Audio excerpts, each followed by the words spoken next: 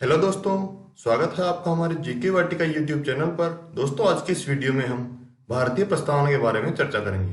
तो चलिए दोस्तों, शुरू करते हैं।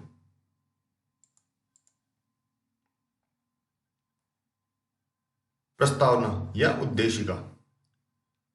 हम भारत के लोग भारत को एक संपूर्ण प्रभुत्व संपन्न, समाजवादी, पंथ निरपेक्ष, लोकतंत्रात्मक गणराज्य बनाने के लिए तथा उसके समस्त नागरिकों को सामाजिक, आर्थिक और राजनीतिक न्याय, विचार अभिव्यक्ति, विश्वास, धर्म और उपासना की स्वतंत्रता, प्रतिष्ठा और अवसर की समता प्राप्त कराने के लिए तथा उन सब में व्यक्ति की गरिमा, राष्ट्र की एकता और अखंडता सुनिश्चित कराने वाली बंधुता बढ़ाने के लिए दृढ़ संकल्प होकर अपनी इस संविधान सभा में आज तारीख 26 नवंबर 1949 ईस्वी को एतद द्वारा संविधान को अंगीकृत, अधिनियमित और आत्मार्पित करते हैं। दोस्तों, भारत के संविधान में प्रस्तावना को अमेरिका के संविधान से लिया गया है। उद्देश्य प्रस्ताव 13 दिसंबर 1946 ईस्वी को पंडित जवाहरलाल नेहरू द्वारा रखा गया।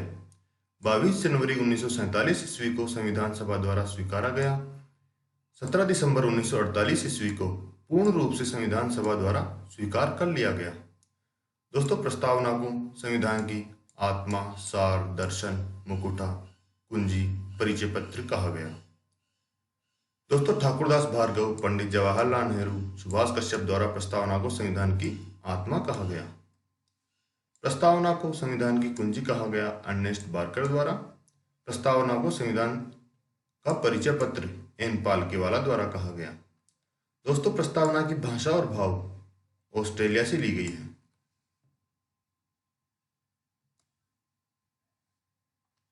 प्रस्तावना में हम भारत के लोग व नागरिक शब्द का प्रयोग किया गया है। प्रस्तावना में हम भारत के लोग अमेरिका के संविधान से लिया गया है।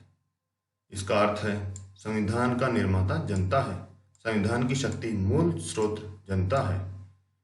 प्रस्तावना की प्रकृति। संप्रभुता।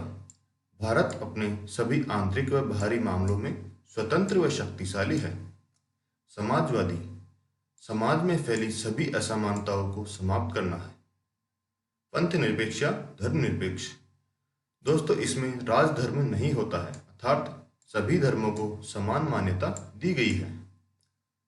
लोकतांत्रिक, अर्थात जनता का जनता पर शासन। सर्वोच्च शक्ति जनता के हाथों में होती है। गणराज्य। भारत का प्रमुख निर्वाचन के माध्यम से चुना जाता है, अर्थात वंश परंपरा को नकारा गया है। प्रस्तावना के उद्देश्य। पहला है न्याय, जस्टिस, सामाजिक न्याय, आर्थिक न्याय और राजनीतिक न्याय।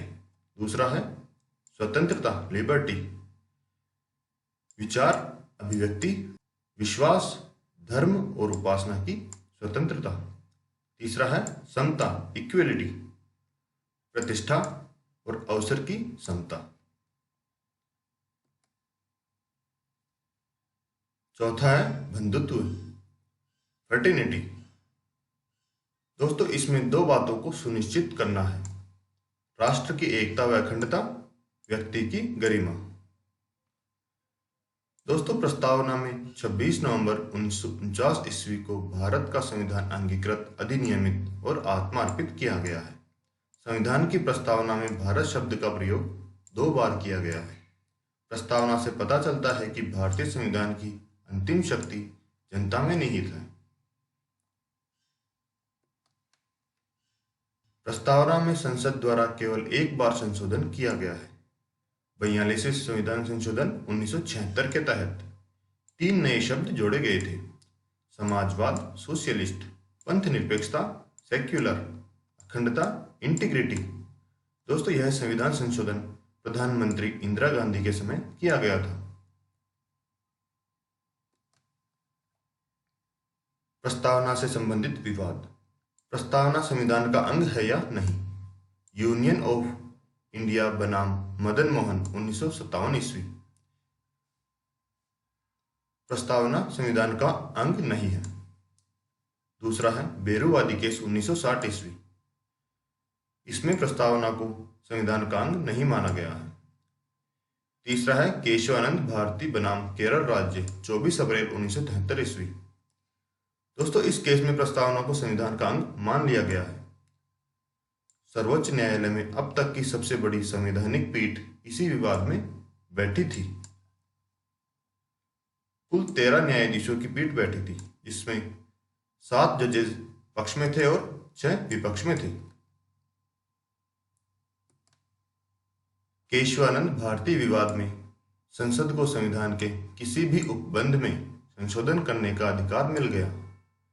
मूल ढांचे का संबंध इसी विवाद से है तथा संसद संविधान के मूल ढांचे में संशोधन नहीं कर सकती।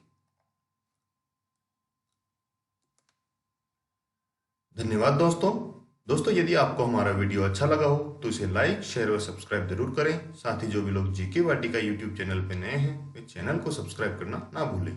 धन्यवाद।